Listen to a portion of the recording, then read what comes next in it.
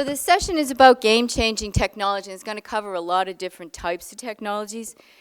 They may not be the newest technologies, but some of them have been morphed or changed quite a bit into expanded into other areas that you'll see. And some are about how they're using some of these newer analytics that you're seeing. So we're not really going to see like some of these, like what you see is like the, I guess, kind of out there type technology. We're going to see technology that's actually being used. So there's a lot of newer technology. We've been seeing this throughout the forum, and I'm not going to define the digital transformation again, but what we're seeing is that a lot of these are accelerating the digital transformation. And they're newer and older with newer features that have been expanded. And a lot of it's about being connected, optimized, usable, has to be available, has to be searchable, it has to be adaptable, it has to be secure, and a lot of it's leading to more of an autonomous world. We're not seeing totally peopleless plants, but we are starting to see less people in plants and in operations. So one of the spaces that I cover is the MES mom space, and a lot of that is about integrating seamlessly between end-to-end intelligence, but we also have other areas in the MES where, with IT, OT that you're hearing about, and also other types of applications that we're seeing within the manufacturing operation space. And a lot of it's interconnected and connected. But one of the other things, one of the trends that we've been seeing a lot when we're talking to end users as well as suppliers, is a lot around the user experience and having collaborative teams. We're seeing things that are designed around different personas, whether they're plant people or operators or business people, and so on. And the reality is there needs to be an aligned thinking of collaborative minds. And really, without the data connectivity, and our last session was it's about data and the collaboration, none of the benefits of the digital transformation can be realized. And it really does come down to the data and how you use the data. And the one thing that I always tell people, it needs to be intuitive, it needs to be easy to use. And it's not that easy to do, to make it intuitive for everybody. You know, when you think about the iPad and the Apple, that's why it caught on, because it was easy to use. And the thing about ease of use is that user experience plus ease of use equals usage. The easier it is to use, the more people are going to use it. The better the visualization, the better that you're able to get information at a glance. Those are the things that make a big difference when you're using a new technology.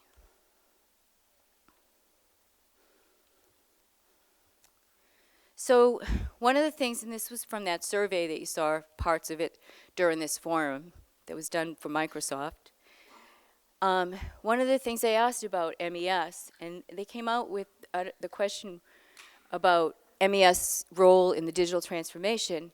And today when people say MES, they mean more than just a manufacturing execution system, because that's really expanded beyond what an MES, in fact, some people said MES is dead, but I think they mean the terminology, because it's still a significant growing market. And 8 out of 10 manufacturers said they expect MES, MOM, digital manufacturing to play a major role in the digital transformation. So, and when I look at MES, I see all of these, it's kind of a mess in a way, because different manufacturers have different features. Like some are a lot focused on the manufacturing intelligence, which is the important part. Some are more focused on planning and scheduling, and some are more focused on the execution. But a lot are focused on all of these areas. And they have different applications that I've seen added to a lot of these functionality, like quality management. Some even today we heard a lot about energy management. So I thought I'd just show, just real quickly, some of the results. So which industries do you think are implementing MOM? It was supposed to come up first, but in the process industries. And we do 2 reports for MES, MOM, in process, and we also do discrete. And we separate it because the functionality is pretty much different between the two, although there are some solutions that actually cross the lines. So of course, what you can see here is that oil and gas is actually the fastest growing market, and the chemical, oil and gas, electric power gen, refining, and then the pharma in that order, and food are the largest in 2021. So that gives you a good idea of where the markets are for MES and who's actually implementing, deploying MES in 2021 in over the next few years.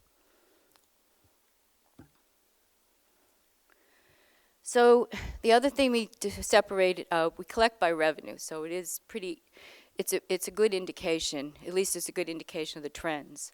And so we looked at, well, where is it being deployed? And we are seeing a move to the cloud, and the cloud is definitely the fastest growing area for deployment, but it's still the bulk, and you can see that the size of the bubble is on-premise. And so if you want to see more of this in the actual data, like I said, David Clayton out front will give you a tour of the research that we do. So where does the digital transformation look like, and where is it going? Well, we all think about self-driving cars. That's one of the biggest areas. I know, like, I only have like a Toyota RAV4, but I use that adaptive automatic control, and it pretty much drives itself. I can take my hands off the wheel, and it drives. As long as there's a car in front of me and the road doesn't curve too badly, it works pretty good. So, and I like it. I mean, although sometimes, a couple times, I forgot I didn't have it on, and I was expecting it to stop automatically, so I almost got in trouble, but I didn't. So, anyway, so that's really where it's going, you know, and it's not going to probably be in the next 5 years. It might not even be in my lifetime. It might be just like what the guy from Shell said about net zero, 2050. That's my guess. But we will have autonomous automation. And there may still be a few places where they have to have people. So the world will be more autonomous. And that's my message. And I think that you're going to see a lot of great presentations today. So I didn't want to take too much time. But hopefully, you know, I gave you a kind of a flair for what we do. And I do believe that everybody should embrace the digital transformation, because it is a game changer, and it will make people more competitive, because people are getting a lot of value out of investing in the digital transformation. So with that, I'd like to invite up our very first speaker, and that is Kip Boyd, and he is from Dow. See a good turnout here today. I have to say I've enjoyed the sessions we've had this past week, and kind of in the theme of the topic introduced by Janice, right, game-changing technologies. So I'll be talking a bit about my team at Dow. Oh, is that a little better? Yeah. Awesome, thank you. So I'll be talking a bit about my team at Dow and what we're doing to drive forward these game-changing technologies. Sorry, I have to bend over a little bit. It's not designed. There, it's a little better. Okay. We'll figure this out before the end of the session. So my title's a little long here. So leading an innovation team, and that's critical, right? How do you shape and bring these amazing technologies into your companies? And that's what I'm hoping to share some insights. Maybe it will be helpful for you guys as you try to drive your companies forward in this fantastic journey and build careers for yourselves. So I'm starting out with a disclosure slide. Our information release, legal folks require this. So for anything I share here, please take this under advisement. There are some disclaimers. To set the stage, I really want to start with some high-level facts about Dow. So we are a material science company, one of the largest in the world. We have a very broad global footprint. We are in several countries around the world, about $55 billion in sales per our latest release back. This is an average from 2019 to 2020, but really a lot of diversified products, really a chain that really ties back to feedstocks in ethylene, propylene, and silicon. We're 125 years old, and what I have to say about that is really, over that period of time, I've been at Dow for about 15 years now, and what I have come to appreciate with various roles in R&D to capital project work, plant operations, and now dabbling in the IT side of things, I've really come to appreciate a legacy in that 125 years really that Dow has established. I've seen in my 15 years a legacy and a culture of innovation, and that's really really important for this journey we're in right now with digital transformation. And that's an important lead into this next slide. So this is a slide that's actually been shared by our C-suite executives with investors. And what it tells, really just to encapsulate in a few words, it's showing two things: a commitment to, from an investment standpoint, and an expectation of positive return when it comes to digital transformation. So this is fantastic from the standpoint for us to have this very high level expectation and support. And so to accelerate, to drive this, what Dow did about 6 years ago, and I've heard that theme commonly with a bunch of the other presentations that have come through the past sessions, right? A lot of people started on this journey around 6 years ago, around 2015 timeframe. And Dow made a bet that forming 3 digital centers, innovation hubs rather, would be a great way to pull in and affect and drive forward our digital transformation strategy. So 3 digital hubs really trying to span business capabilities, really trying to make sure we're connected with our various businesses. So 6 years ago, we started with a marketplace center. And what that was focused on was, and connecting to some of the things you're seeing here in the slide, really looking at some of the things that were started in R&D with new products, using AI to develop new products faster, bring those to market, and then connect that to a frictionless e-commerce buying experience for customers. So there was some opportunity seen in that space.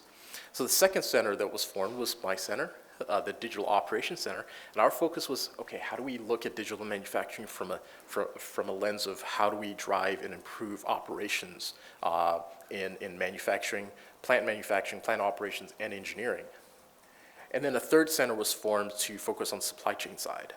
But overall, with these 3 centers, again, the focus was, hey, our executives, our C-suite saw this opportunity to go and drive innovation, and different companies may have had different approaches. You could bring a third-party vendor to come and drive digital transformation for you.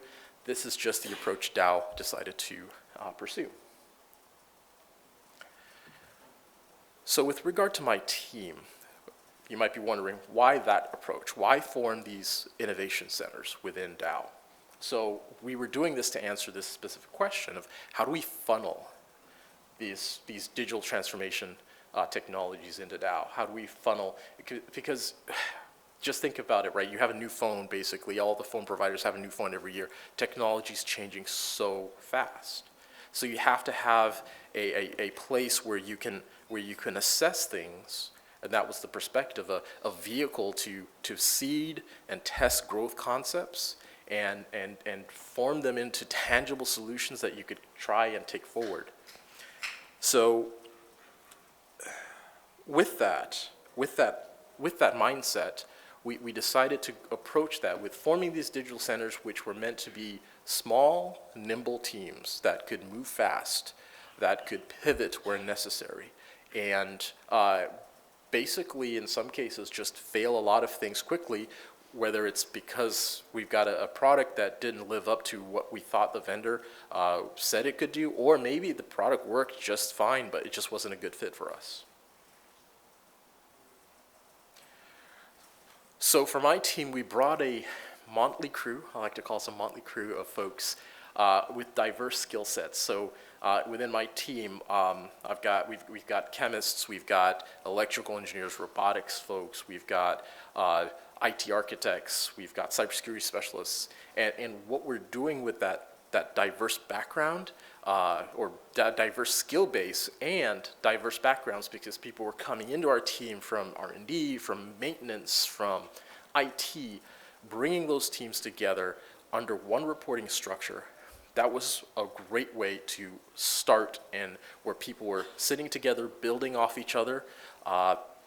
What one perspective from the chemist would definitely be different from the IT architect specialist, and together they can start to really articulate and understand, hey, this digitally emerging technology, how can we plug that into the capability gaps we have? So once you have that approach, how do you get that team to start to churn out value? So first thing to consider is talent. So you've got that whole team together. It's important to put them under, at least for us, it was important to put them under one reporting structure. And what this allowed is for our team to have one focus, and then connecting out to partners. So we've got great partners in organizations, like we've got a technology owner group called the Operations IT/OT team. Fantastic, great, smart people as technology owners. We've got our engineering expertise group, who deal with robotics. We've got different folks in R&D and IT. So we become the center place to pull on SMEs where needed to kind of, again, focus that effort. So talent, really, how do you bring that talent together? That's the first consideration. Second consideration is the culture of that innovation team. So when I talk about culture, what I'm thinking there is, to be honest, right now in my team, I've got a lot of very self-driven people who are not afraid to fail, people who are afraid to push the envelope, challenge the status quo, be thought leaders, pivot where necessary, but all with that also trying to be humble and to be teachable, because when you're working at the edge, you're constantly learning. And so folks who have that aspect, that culture, that nature of, I'm interested in learning, I'm interested in understanding. How do we do this? How does this all plug together? And you've got folks learning from each other. Third consideration is footprint. So this is where that small but nimble statement comes into play a little bit more specifically. And what you can find is that sometimes when you have an innovation team, very quickly they find maybe a golden nugget that looks very promising, they go start to deliver, and very easily that could turn into a scale and support team. So that's not necessarily a bad thing, it just has to be a well thought out strategic decision from you, not something that happens organically, because then you get unexpected results, which might be good, but also might be bad. So that's one extreme, where they become a scale and support team. They will lose some capacity to do innovation. The other extreme is where you've got one innovation team, they do fantastic work, and so you think, oh great, I'm gonna get 100 of these. And you pepper them across your organization. Now, again, there's companies that have done that and found success. That really has to, again, be a strategic decision. If it happens organically, where people just get excited and start forming their own teams, you can start to have a lot of confusion. You'll have teams working on the same thing. You'll have people going in 15 different directions, and it can be chaos. So is the answer 100 teams, 1,000 teams? Is it 0? Is it 3? That's something you have to think about for yourselves in your teams. The other piece about footprint, the last point I'm going to make about that, is you also have to decide where your organization, your innovation hub, is going to sit. So it could sit as a function of your IT organization. It could sit within your R&D function, because that's where a lot of your innovation happens. It could sit within your OT, your manufacturing teams. That's, again, a decision you have to make strategically. For us, we decided to keep our team small, nimble, with a shared footprint across IT and OT, but again, squarely focused on innovation.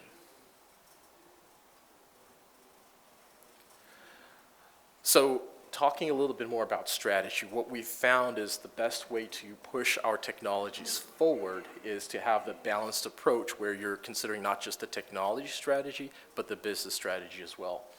And when I talk about these two terms, technology strategy and business strategy, what we're basically trying to do is answer two key questions. Technology strategy is answering the question of, why are you considering that technology solution? Whereas in contrast, the business strategy is focused on, why are you working on that specific problem? So let me talk a little bit more about technology strategy and business strategy in our team. So for our team, when I talk about technology strategy, what I'm trying to refer to is the fact that you're out there, you're looking at concepts, you're exploring concepts, you're within some bounds, of course, you're not going completely out there looking at anything. You're looking at agreed upon strategic focus areas like robotics or like AI, that you've decided, hey, these are promising areas that you're gonna, in terms of where you learn what those strategic areas are, you come to forums like this, you come to ARC, you talk to industry peers, you're looking at technology roadmaps, you're involved in research studies with different organizations, you're doing prototype assessments.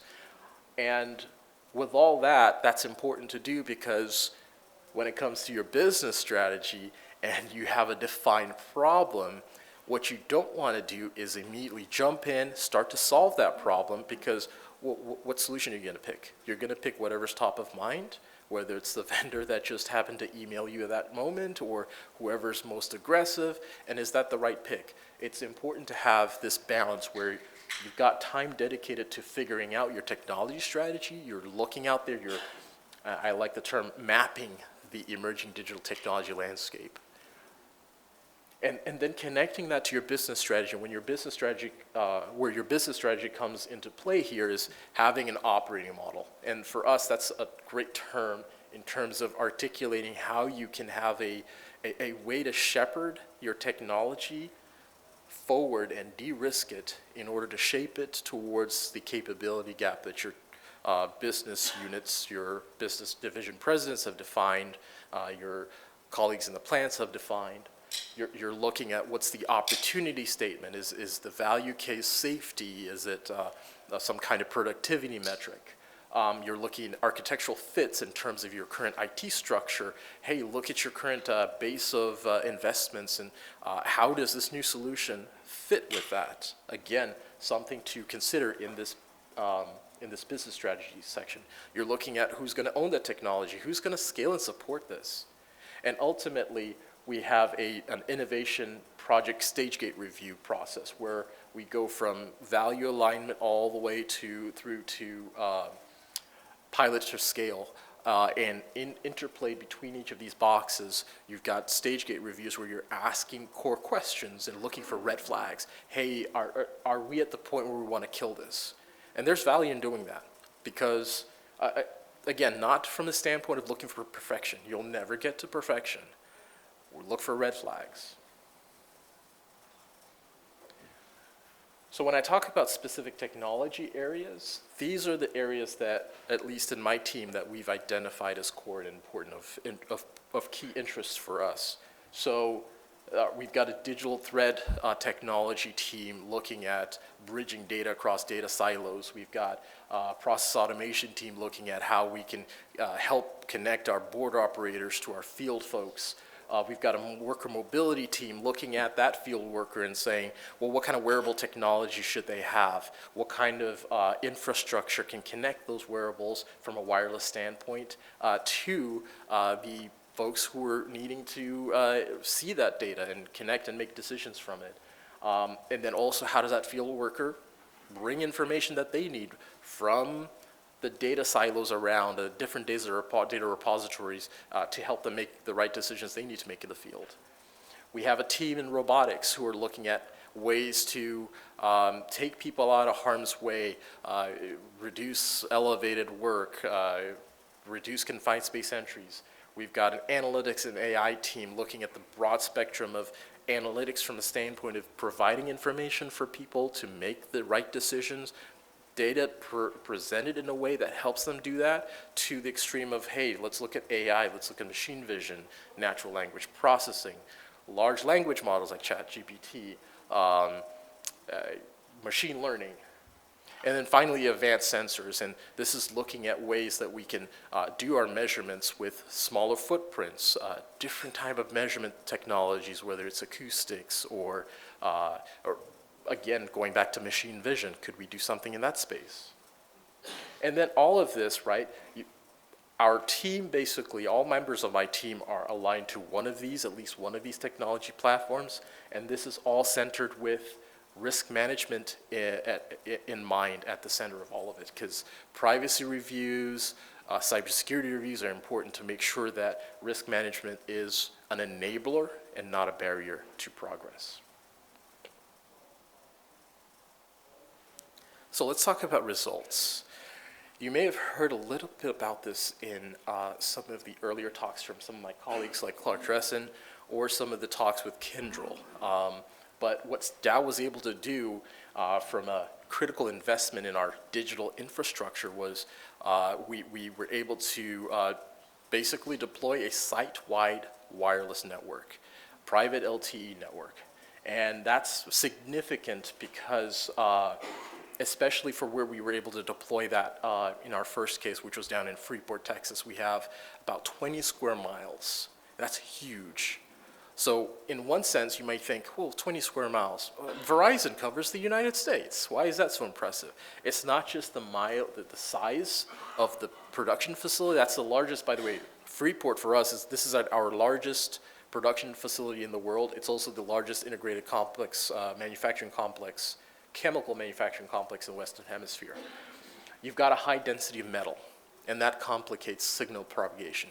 So working with partners like Kyndryl and Nokia have been fantastic to enable us to not just do this, to get the information to our frontline workers, the right information at the right time, but doing this all in just under a year. About several procedures, multitude of procedures were converted to from paper form to digital form, addressing not just concerns with how the workflow proceeds, but hey, let's also address pain points so we can push user adoption. And this was a leading industry investment. We've had folks in the plant say thank you, and they appreciate this. They really like it, but also having recognition externally. We received a CIO 100 award for this effort in 2022. But with all that, that's not to say that there weren't challenges, and my team was very closely involved with this at the front end, doing the proof of concept assessments, trying to understand and shape, hey, what about these various technology considerations? There were so many challenges with the fact that we were looking at a lot of disparate data systems, here I have listed. So disparate data systems, you had to deal with change management from the standpoint of, well, you've got people who have to work with this technology. You have scale and support teams that need to be considered with all of this. You have to address skill uplift from the standpoint of how do these teams learn and know how to use these tools. You have to, as it goes, evaluate challenges as they arise, be ready to pivot, be ready to grow. And through all these deployments, again, it's very fast moving, but you're gonna discover new opportunities to layer on top of this initial critical investment, new capabilities from a digital transformation standpoint. So from a strategic value and growth standpoint, there's really just two pieces I want to say from a layering standpoint. We're seeing opportunities in improved safety where our robotics team are trying to reduce confined space entries. They're trying to increase utility of robotics, and this is where wireless networks can be very valuable, and the imbuement and this is where you can start to use AI in a very interesting way with the robotic systems that we're deploying. You're doing a lot of system integration. And so we've had a lot of great success there. We're looking to deliver even more value.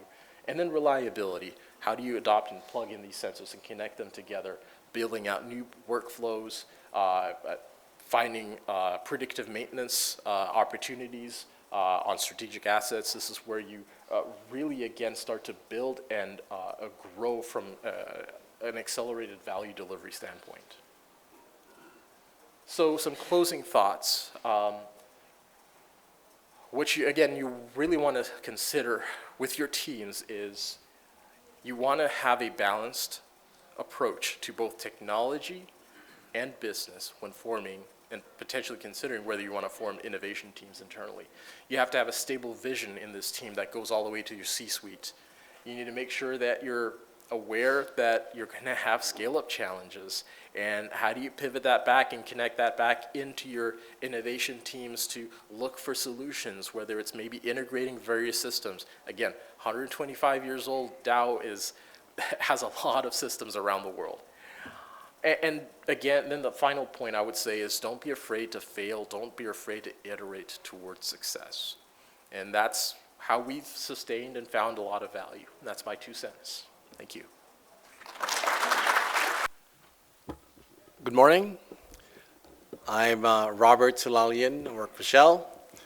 And for today's presentations, I would like to focus on operationalizing IT-OT convergence to drive our asset operations towards autonomous. So a little bit of disclaimer here as a reminder not to make any investment decisions, whatever you hear in this presentation. So.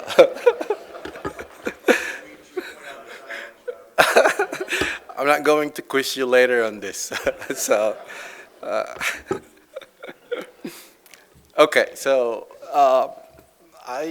listening to Kip's presentations, really we found out, discovered that they're not too distant. Dow and Shell are not too distant in achieving our aspirations in our assets. So, but in today's presentation, I'd like to take on the answer to what and how and why are we doing this. Does it add value? And also, what are the key drivers in achieving our goals? What are our end goals? What is our transformation journey? So our drivers is really, the needs for multiple data integrations in multiple assets and in multiple lines of businesses. And our goal, just like our leaders in a keynote speaker, we want to achieve a green planet, which aims at zero carbon footprints goals and zero waste in our plant.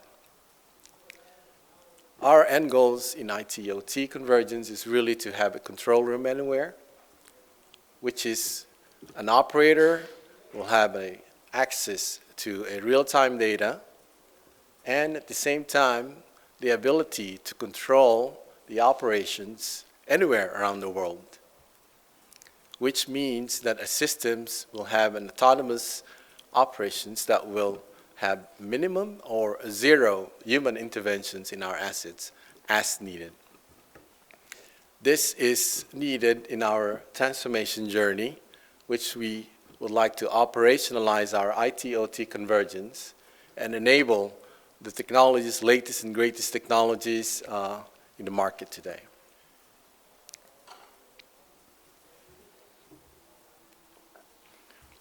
Why is it critical?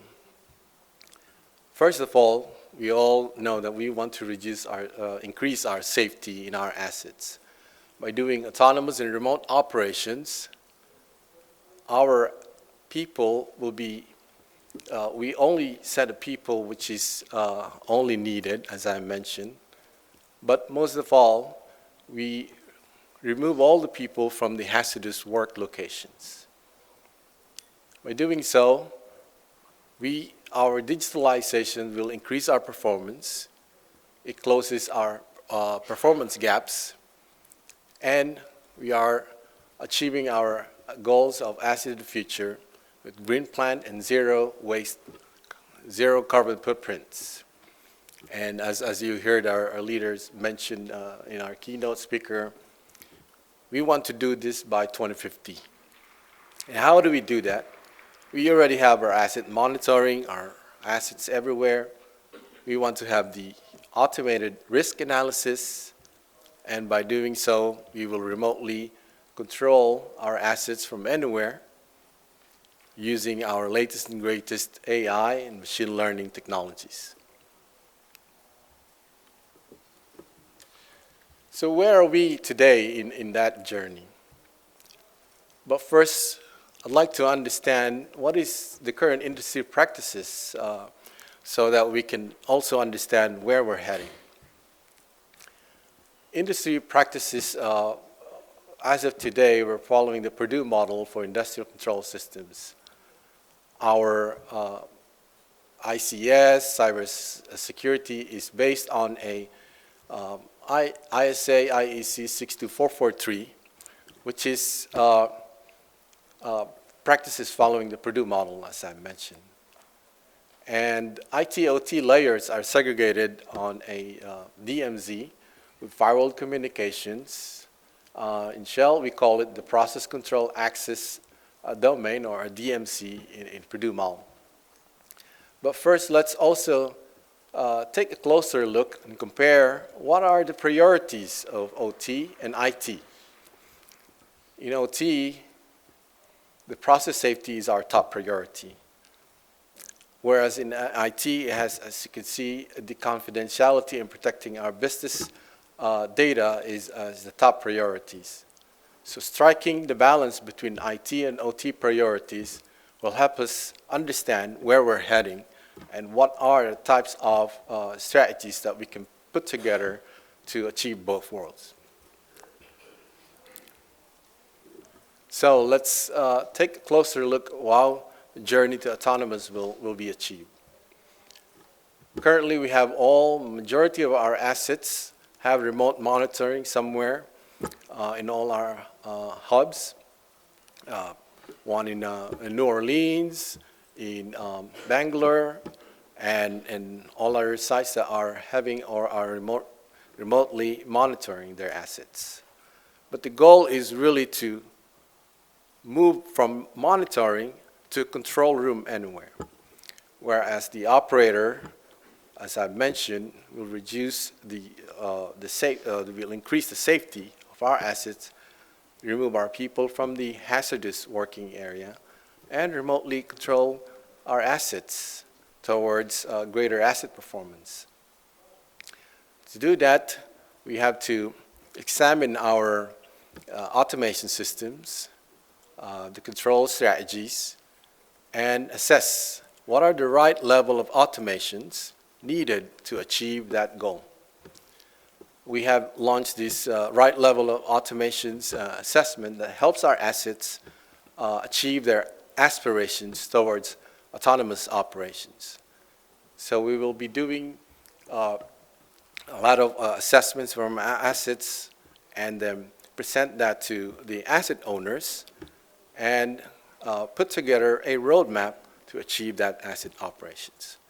So we'll look at the people, the process, and the technology to achieve that ambitions.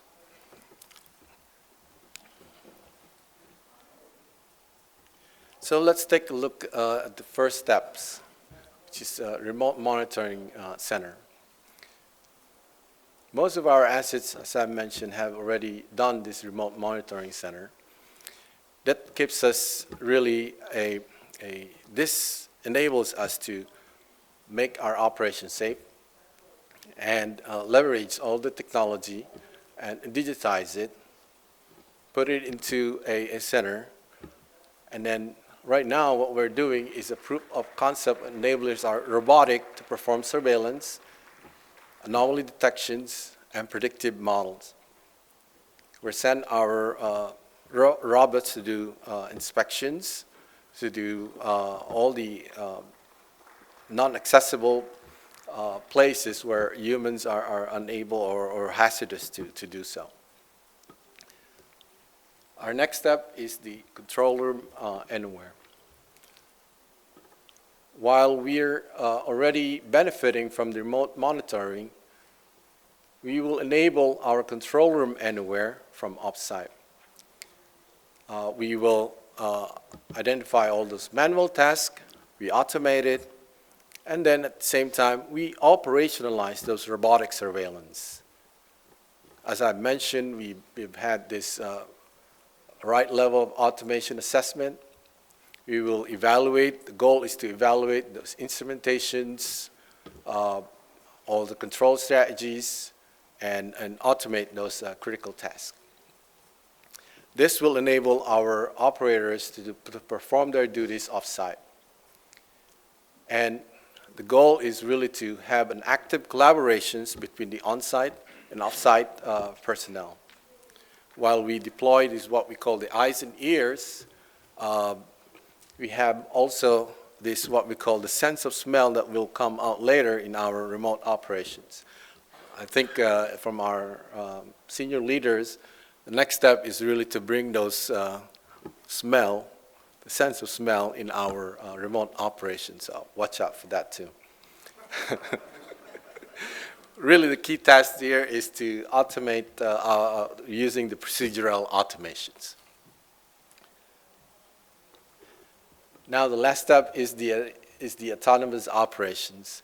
Now that we can control anywhere around the world our operations, the next step is really to make it run by itself, which is the autonomous operations. And to do that, we are going to put together all this latest and greatest technology, machine learning, AI, mainly to perform end-to-end optimizations, anomaly management, and this will be led by operations offsite. And of course, as I mentioned, we only send people when it's required to do so. So, moving on.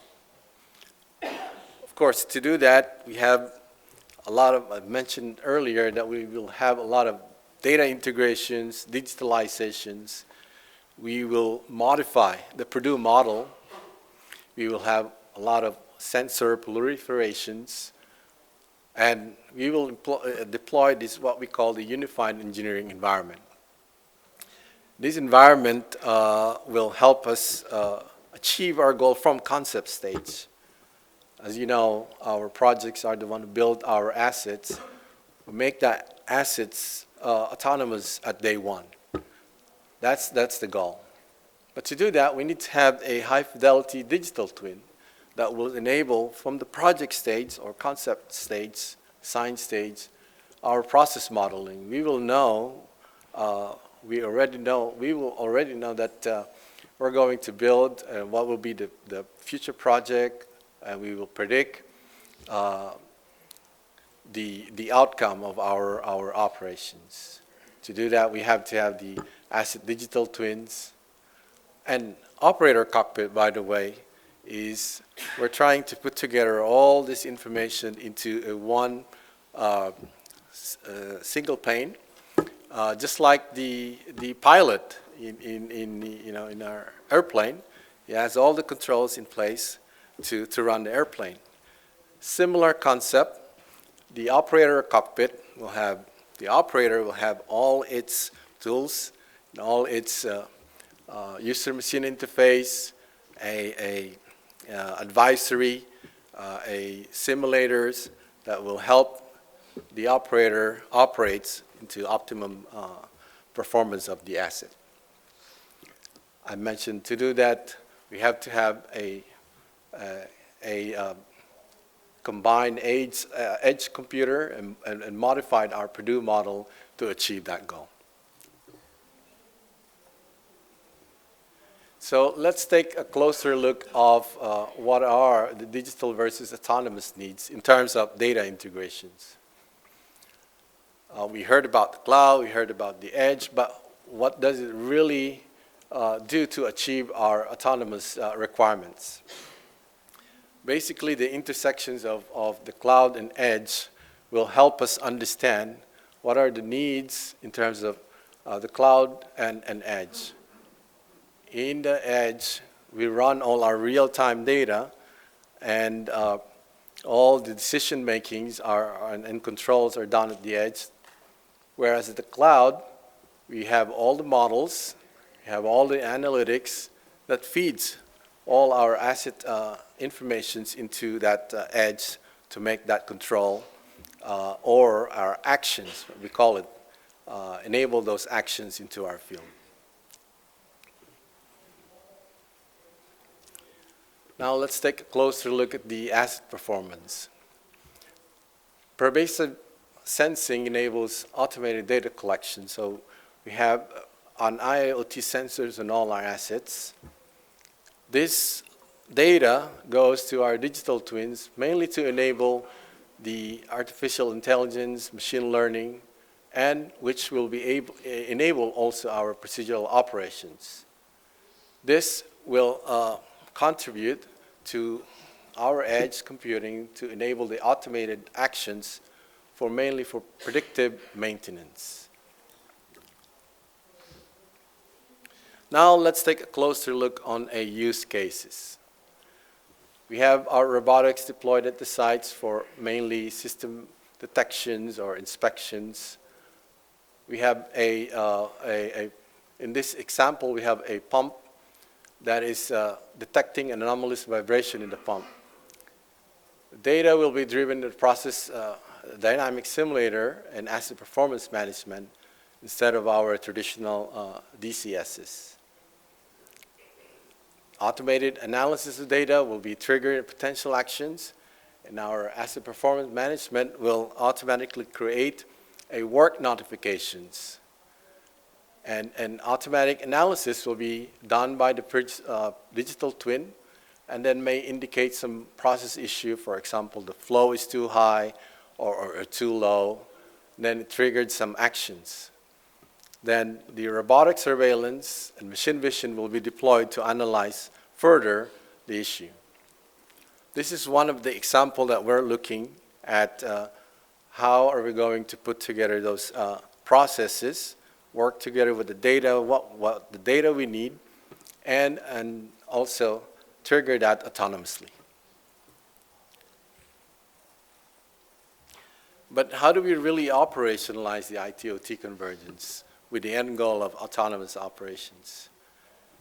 We have what we call the three sets of our puzzles, which is asset operations, industry solutions, and capital projects. All of this is glued together by a robust program and governance structure. So our end goal is really to put this all together into a one cohesive or holistic approach in achieving our autonomous operations. Now, so let's take a closer look what's the asset operations looks like. Right now, discrete assets, or mostly our brownfield assets, are navigating opportunities with no clear end-to-end visions or sometimes a framework. Working to embed the IT-OT capabilities into asset management, it requires mapping the processes in the asset management systems and match that together with the emerging IT-OT capabilities. And as I mentioned, we've done our right level of assessments, and we track this all the time so that we can achieve that end goals. Really, the key points is to leverage system optimizations to move focus from unit operations to autonomous operations. Janet is signaling that, hey! Okay, so industry solutions. We can't do this without the industry solutions, really. The key here is to leverage open process automations and industry standards such as IOGP, really to create a unified systems that are upgradable and provide a transparent, open, and data access. Capital projects is a driving force behind these IT-OT capabilities, but it requires a IT-OT industry standard to embed it from the concept stage. The key here is to leverage the capital projects to showcase our capability and visions of IT-OT integrations and autonomous operations at day one and at the concept stage. As I've mentioned, the keystones here is the program and governance that guides all these three pieces of IT-OT convergence puzzle can be glued together and have a holistic approach in achieving our autonomous operations and vision. We have to have set up a governance to ensure each sections will run smoothly. We mitigate risk and accelerate the opportunities as they come. To do this, we have to have an agile operating model to address issues and opportunities early. And to understand each and every processes, we need to really provide a documentation and guidance for groups to understand the visions end-to-end and the framework to execute the IT-OT convergence. Key here is to leverage the proliferation of OT data seamlessly, securely, mainly to improve safety, operational excellence, and capital efficiencies. In summary, in path forwards, we need to have internal alignment. We'll need to derive from the established independent programs and governance. Integrating data into single source of truth will clear the path to regulatory compliance and accelerate energy transitions, which means that whenever you pull the data, it's there for you at the right time and the right data quality.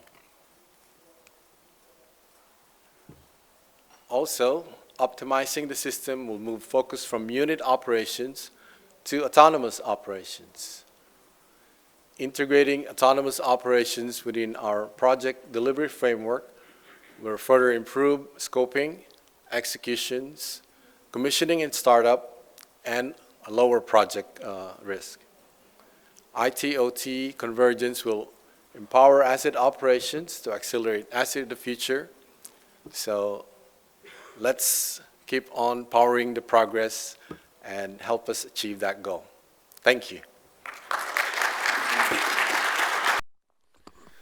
Good morning. I'm Pedro, work for Petrobras, now in IT, but I used to be OT manager and then ET manager. So I'm an example of our OT, ET, IT convergence. So I'm trying to show you what is IT, OT, ET convergence in real life. Okay. The first thing we're going to show you are the key challenges we have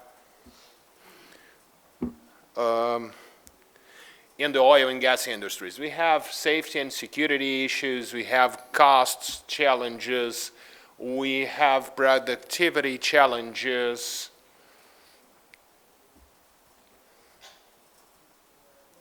I know you are taking photos. I'm going to send you the slides afterwards.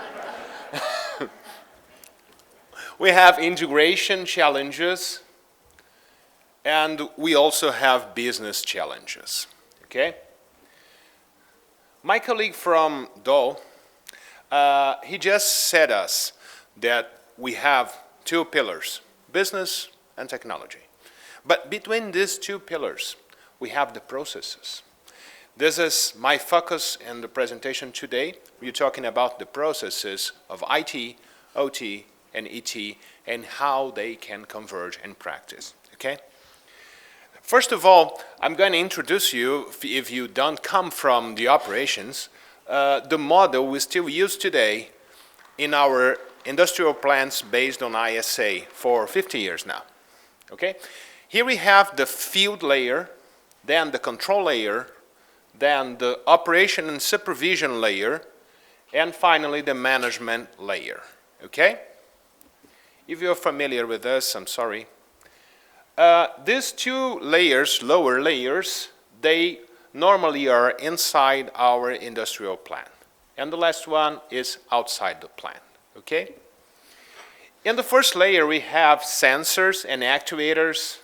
In the second layer, normally we have industrial controllers. There are PLCs or DCSs.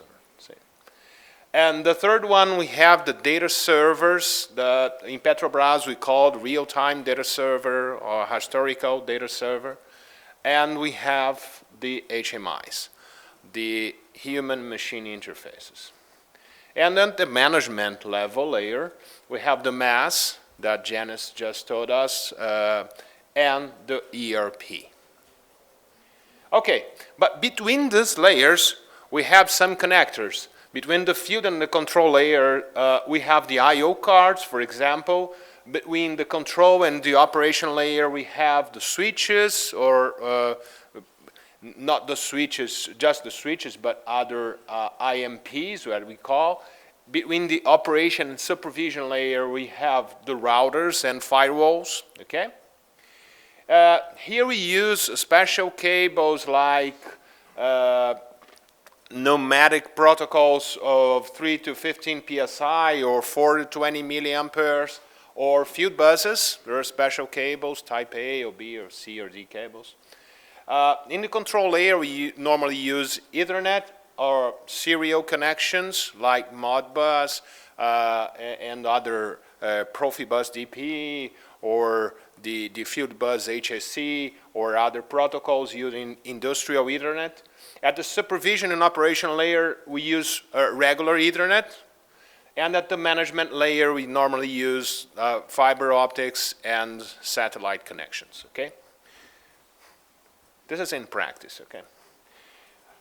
This is obviously a telecom, the telecom show is at the satellite and optical fiber level, okay?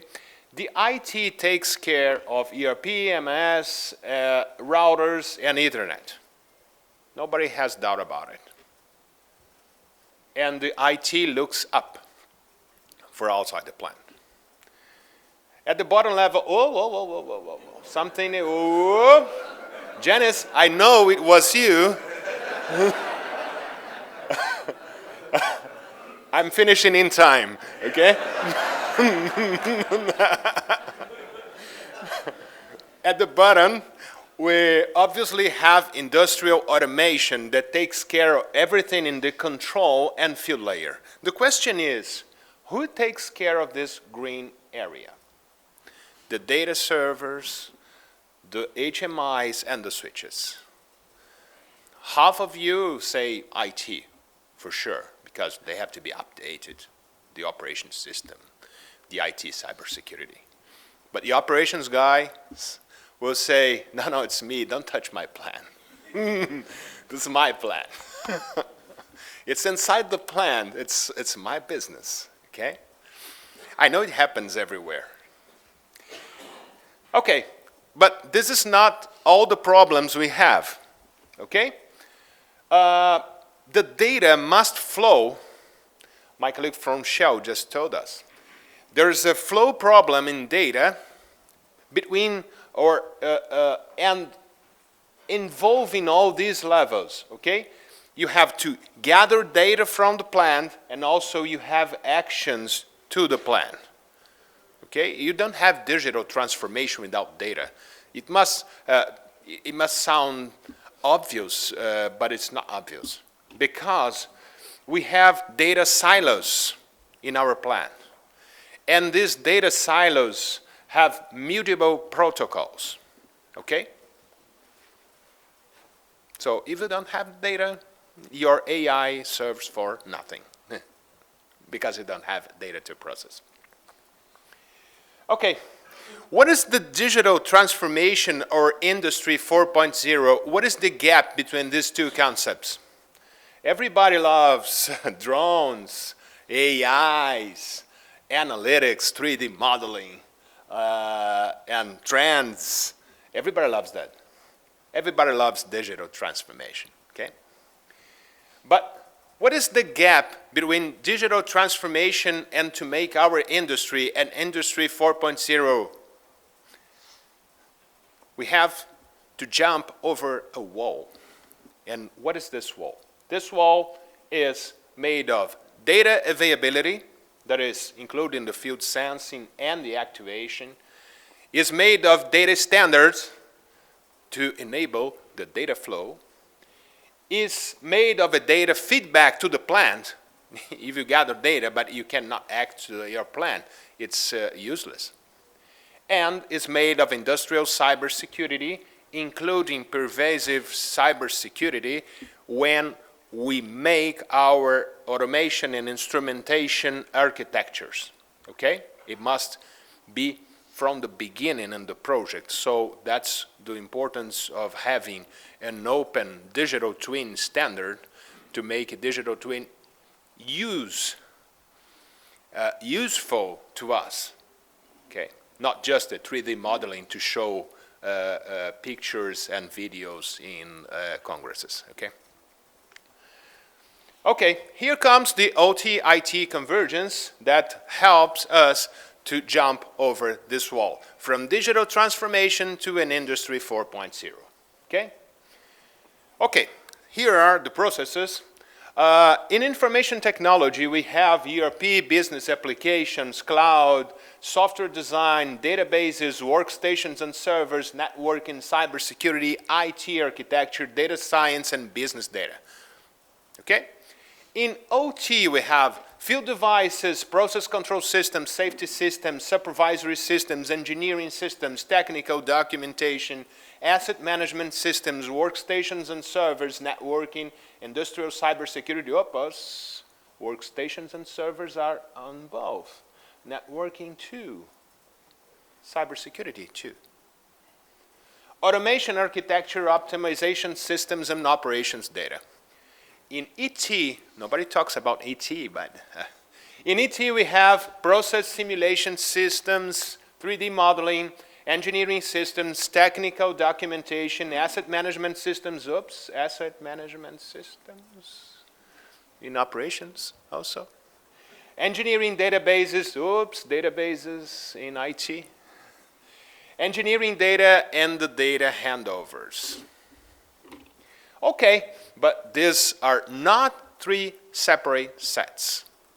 How can we see these three sets in another picture, the 2B, IT, OT, ET convergence with focus on processes? Okay, in IT, just IT, we can have ERP, business applications, cloud, and software design. That's okay. In OT, nobody wants to touch the field devices, okay? Just the OT guys.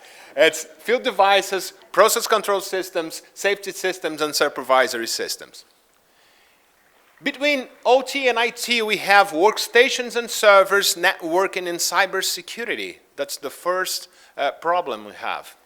The intersection is of these two first sets. In ET, we have process simulation systems and 3D modeling. Nobody wants to model 3D in OT. It's stuff of the engineering. But between engineering technology and information technology, we have, for example, integrated databases. Not just the IT databases or ET databases, an integrated database.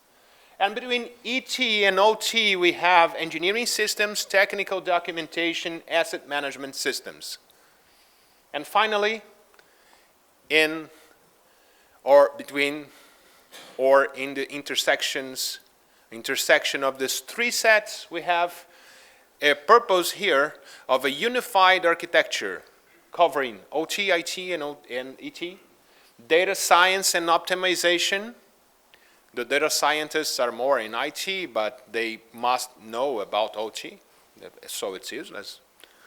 You can't optimize what you don't know. And the data standards and data flow. Okay? That's because it's important to have an OPAS, for example, focusing on OT, and it's important to have an open digital twin standard that I hope that we are starting this conference here, the first seed of this standard, okay? I'm not talking about the innovation model. I'm talking about IIoT Center of Excellence in Petrobras. We just opened this last year, 2022, with 4 focus. The first squad takes care about IT, OT integration, covering Industry 4.0 gaps, the processes, and identify opportunities for uses of services DMZ. The second squad is focused on data and analytics, define industrial data governance model, and create and define integrated and standardized data model. Oh, what happened? I know it was Janice. The third one is the Architecture and Design Guidelines Squad that takes care of defining a unified architecture model and deliver integrated design guidelines. And finally, the fourth squad takes care of ET-OT integration and standardization, defines the roadmap for the OPAS adoption, and integrate architecture with engineering technology, okay? Okay, this is the main business outcomes expected, so I have a link with the first slide. I'm going to skip this. I'm skipping so many slides because I want to show you an example that we made with SAP for asset management. And I have 6 minutes and 43 seconds. Conclusions. The first one is, the first thing we have is strategy, and then processes, and then technology. It must sound obvious, but it's not. Probably when we are from the technology side, we think first about technology. Oh, there's a new technology we have to use. We have to use to change which processes?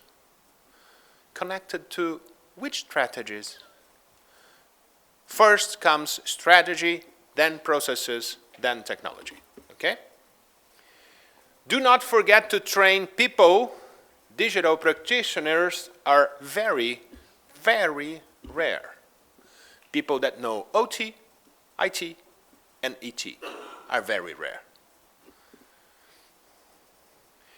Link the initiatives to your business KPIs and strategic guidelines and report. Balance and give visibility to your deliverables. Value your deliverables. Okay, I recommend you to read a book called How to Measure Anything. It's a very good book, okay? How to Measure Anything. You can measure anything. So value your deliverables. Divide into short-term and long-term, plan intermediate deliveries to keep the enthusiasm alive. Okay, that's my advices. You don't need to pay me for the advices. It's all okay. And start. Okay, this is the text, but it's not the end. Can you switch to the other? Okay. This is the learnings and best practices. It has so many slides. I'm going to present just 2 slides, okay? And the first one, this is about IAM implementation in Petrobras. That is the intelligent asset management solution from SAP.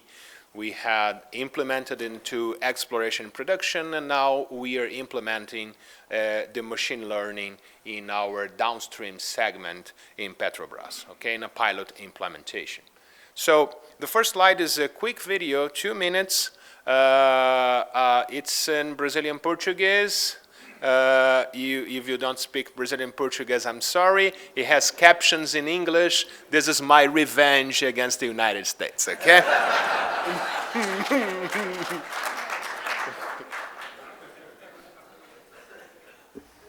Olá!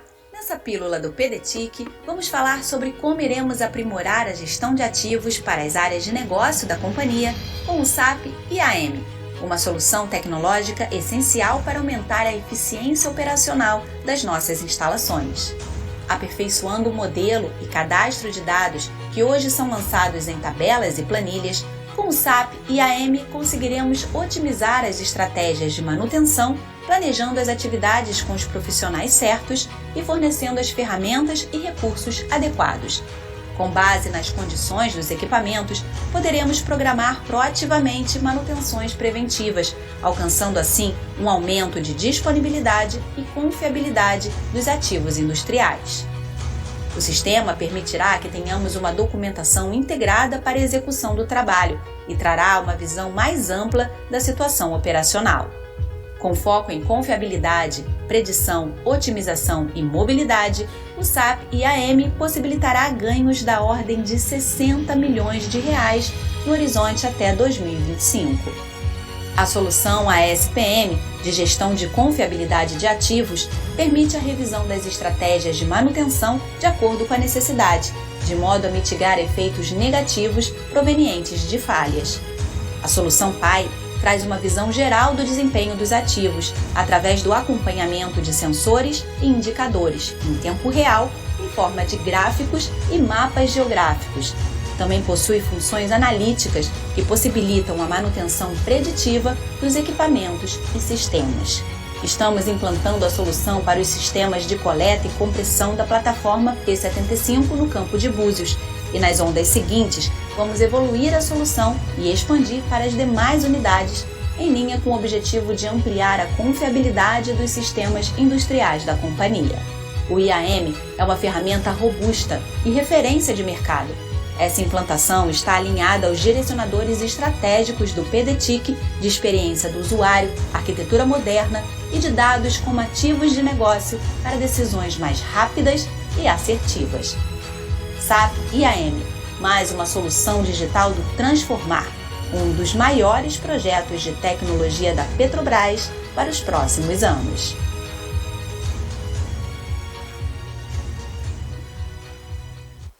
Okay. This the processes, I love processes, and the expected benefits, okay, for implementing a APM solution. We have maintenance and reliability, asset management, regulatory, and the TCO expected from this implementation. This is the last slide. Okay.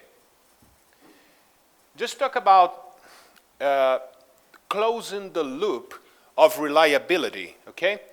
First we have the demands, the planning, the maintenance planning, the approving, the safety, the leveling, the work clearance, confirmation, and completion of the maintenance, okay? This is the main processes involved in maintenance. For each process here, we have an SAP solution, Fiori and EHS and MRS and EAM, and the SAP core, that is the S4. But the problem here to solve is how to close the loops, okay? How do I feed back from completion to a better demand, to a better maintenance plan? The first closed loop for the upper loop here, using a SPM, that is one module of IAM, is to put our failure mode studies like MEF, MECA, inside a centralized system to make it possible to revise the maintenance and inspection plans. So when we have a better maintenance and inspection plans, we can feedback our reliability loop to have better demands, okay? This is implemented in Búzios field, that is the largest oil field, I think one of the largest in the world, probably the largest offshore. And this is also this is implemented in our 4 FPSOs in Búzios. And the lower closed loop is another module of IAM called PAI, that's the Predictive Assets Insights. I love the names SAP gives to the product. It is this one, this upper loop, this upper closed loop is focused on systems, and the lower closed loop is focused on critical equipment, okay? So it gathers information from the critical equipment, analyzes this information using machine learning, and then feedbacks me with the rules, alerts for the critical equipment, okay? This is basically what I was planning to show you. I thank you very much, and let's think better about standardizing everything to get data, and with the data to talk better about digital transformation in Industry 4.0. Thank you. So I would like to invite all of our panelists and speakers up to the panel so we have time for a few questions. Yeah, we missed Pedro's picture. I saw that.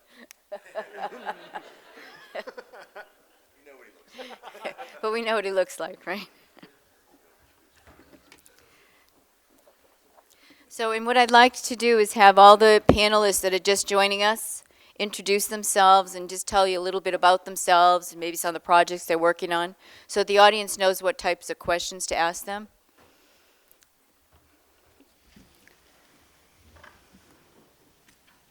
You want to start down there? So we have a mic, and so please use the mics when you're speaking because this is being recorded so that for the online session that people can hear the questions and the answers.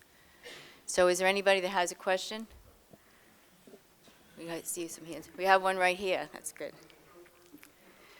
Oh yes, let's do the intros first. I'll go first. Okay. So Mike Moody, I work for BASF. I work in a group, technical expertise for automation and process control, and our overall organization supports everything from field instrumentation to MES and digitalization. And so is that all I'm supposed to say now or more? You know, just short, but Okay, yeah, that's good for if now. that's enough. I'm Brad Mozeshek. I work with Wood in the Applied Intelligence Division. We've been working with Shell to help leverage some of these technologies, to develop these programs, figure out different ways to work together. I'm also, in that role, one of our automation SMEs and the OPA program manager at Wood within our Center of Excellence there. So, And hi, Tom Kurtz with SAP. When I'm not Pedro's booking manager for his other speaking engagements, I'm in solution management with SAP, so specifically in our supply chain area around asset and field service management.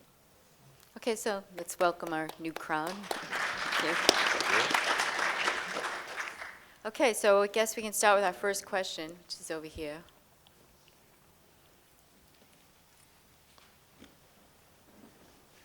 Yeah, Richard Rolke from Dow Chemical, and I had a Dow leader, senior leader, a few years back once mentioned to us that his vision was to have a plant operated with one operator and one dog, and the dog was to keep the operator from touching the board.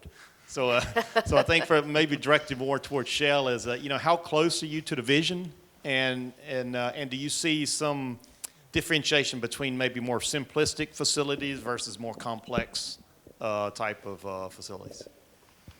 I think it's important to realize that not all our assets will achieve the 100% autonomous operation. So basically, we've launched this, I mentioned about the right level of automations assessment that will help us understand where we are today and where we're heading in a particular asset. So that will determine the readiness of the asset to have, especially on our brownfield assets, the readiness to achieve or put a roadmap to achieve that aspiration. So, like I mentioned, it's a journey, and that journey is still work in progress. Yeah. Okay. Okay, well, while we're waiting for some other questions, I have a question for Mike, actually. At BASF, what new technologies have you been implementing or are you implementing? And what are some of the results or expected results of these technologies? Okay, so I thought about this, and there's a number of things. A lot of the things have been mentioned all week. We've been involved in to different degrees, whether it's the drones or digital twins or vertical integrations, et cetera. So those are very good. Not so much in my direct involvement, but some other technologies that we're really looking at, the Ethernet APL. Jan spoke on this the other afternoon. And module type package, some of these technologies, and we're also following the OPA. One of the things, though, that we were talking about yesterday that we did that was pretty interesting from a different team, we were just kind of brainstorming in our organization, and we had a team and a focus where we had a budget we could do internal projects. And one of the things we took on was, everybody has safety incident investigation reports and things. Goes into these big databases, and then what do you do with it? Maybe we get some little report out every once in a while that we can go in, or you can dig into it. So we went and did some things and used data scientists in BASF to go and extract the data out. And we went through several iterations of developing keywords, and so that we get automatic emails to the subject matter experts in different fields, whether it's a safety issue, a mechanical equipment or piping issue, instrument issue, et cetera, whatever it is. But so that these things would go to the right people so that we'd be aware of them and we could reach out proactively instead of finding out about it later. And then the next phase of it that we're starting in now, instead of just using keyword triggers, is to actually use some machine learning. And they described it as kind of how a baby learns to talk. And so we just give iterative feedback as things come. Yes, that was pertinent. No, it was not. So then over time, it gets to where it refines it. So at the moment we don't want to miss anything, so we're going to get more than we want. So we get everything that we do want. So in the future, it would be we get what we want, but not very much of what we don't. So, but that's really important, because too many times things get too far along the lines before the right people even know about it. People have already come up with their solutions before the right person hears. Okay, do we have any more questions? Well, I think it's morning, so I actually have another question. And this one has to do with the culture. Last month I wrote an article for ARC, and it got picked up by Forbes because it was around the culture and the technology. And so my question to all of you actually is, and especially with these different organizations and groups and the way that they think, do you have different types of cultural issues or cultural things that come up even with the technology in different areas of the world and different global facilities? Do you find differences? Does anybody want to answer that? I would say absolutely. You're going to have a lot of different cultural issues, but the important thing is, and you've heard of this a lot from different people this week, it is all about people. You got to just start communicating. You got to open those channels up. You got to bring in the right people with your groups with the right expertise. Get them together, and people will start talking. We're engineers that want to solve problems, and these are some of the groups that are going to solve some of the world's toughest challenges, and we can do it. I'd like to maybe add to that, Janice, and it's interesting you talk about culture, and it reminds me of something Pedro talked about with, I think a lot of people talk about IT and OT convergence. We hear that all the time. I love how you included ET, and I don't think you're right. A lot of people don't talk about engineering technology, and we see, especially from an operations side, how closely that needs to be related. I'm just curious for your experience at Petrobras, culturally, was that an easy story to tell, and everybody got it, or was it an uphill climb? And maybe the same question for everybody else's experiences: is it only about IT/OT convergence, or people realizing the tie to engineering? Pedro? No, it's not. It's not an easy story to tell. Not an easy story to live. I've been to OT, ET, and IT, and I think that the most important thing is to have three basic pillars. The first one is different people. The second one is good conversation, and the third one is a common objective. Common objective, good conversation, different people. This is the key to overcome these difficulties. So I'll add one more point to that. So it's very interesting I like the way you shaped that as well, with the three different pillars, the three different people, as well from a standpoint of, making people the center of a lot of it. The other piece to consider also is that there's a lot of listening that needs to be part of the effort. So just because something works in one region or with one group of people doesn't mean it will work. You don't just copy and paste. You have to go, yes, take that solution that worked, but listen and see if you want to apply it there before you copy and paste. If I could add to that, part of that is also a regulatory requirements. Yeah. So in GOM or in deep water in GOM, it has a different, the regulatory requirements compared to any assets in Australia or Malaysia, anywhere around the world. Okay, well, I think we have, unless, do you want to comment? I just make one quick comment. Don't forget that the cultural difference is not just regionally, but the size of the plant. We have a 35,000 employee plant in Ludwigshafen, and we have plants with like 30 people in parts, so completely different culture. So I think we have another question right here. Yeah, thanks for this. My name is Sash. I'm working in Saudi Aramco. I had a similar presentation about MOM, or IMOM, as we call it, and MES. IMOM being Integrated Manufacturing Operations Management System. I just wanted to find out about your experience with the benefits tracking and utilization tracking for the MOM technologies. And because there's a lot of high numbers out there, which we've been held to account for, right?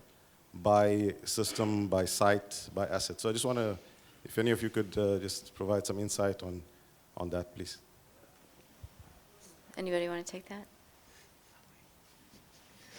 I'll be brave.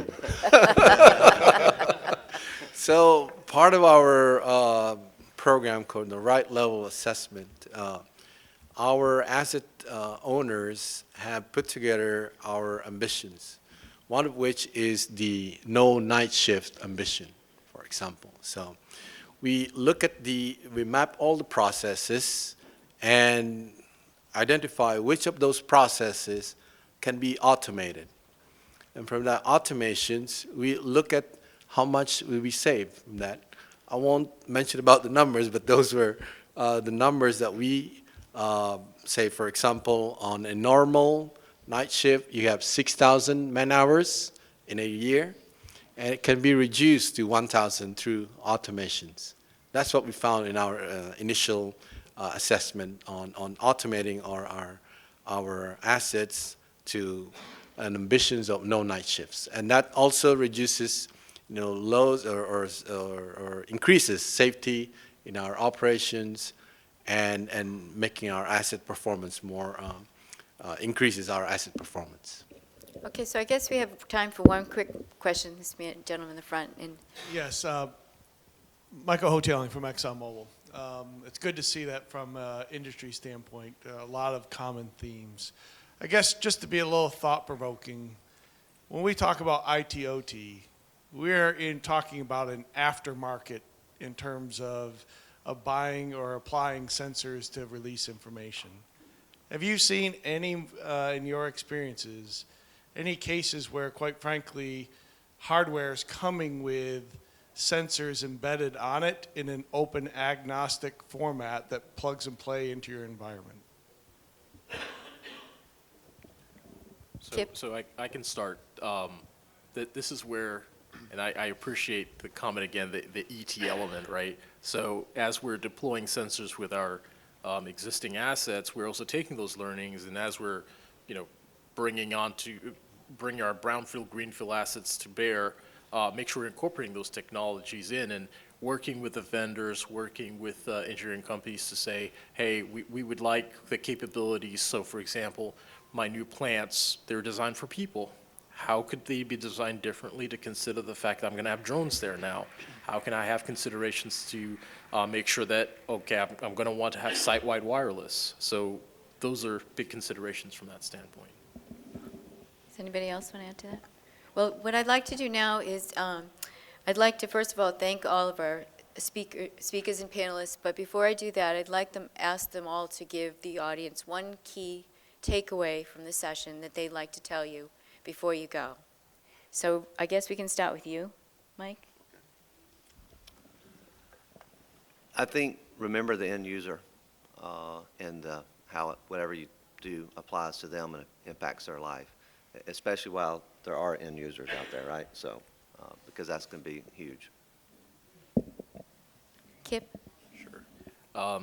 Take time to look at the technology, whether it's through forums like this or working in different other endeavors, but just make sure you have that time to ingest and absorb the technology, because it's really changing. There's a lot of changes going on out there. So if you don't have the time to do that, you'll just end up applying whatever is, again, comes top to mind. Brad? I think mine would be work to understand the problem. Don't go searching for solutions to something that doesn't necessarily need a solution. Figure out what's wrong and attack it from those fronts. Robert? I think we have to look at it as a people, process, and technology perspective and look at the changes in all those three facets. And for that changes, understand the as is and where you're having or to be processed so that you're not looking at the technology front, you're looking at how the changes are affecting the needs of the capabilities of all our assets. Tom? Really, it's a similar theme to what we just heard in the last couple of speakers. I think I go back to one of the bullets Pedro had, which was strategy leads to the processes, eventually to the technology. And I think I'd even add people to that per your comment and per some of the other comments. So it is not useful to spend a lot of time, effort, and dollars on implementing technology when you don't fully understand why you're doing it and what it's for in terms of process automation. So that would be my takeaway. Pedro? Mine is there's no digital transformation without data. There's no data without standards. So I'm going to make myself a T-shirt, let the data flow. Okay? I agree. It is all about the data. So anyway, what I'd like to do is I'd like to thank everybody here, thank their companies, Dow, Shell, Petrobras, BASF, Wood, and SAP. So thank you very much, everybody, for coming. Great audience, great speakers.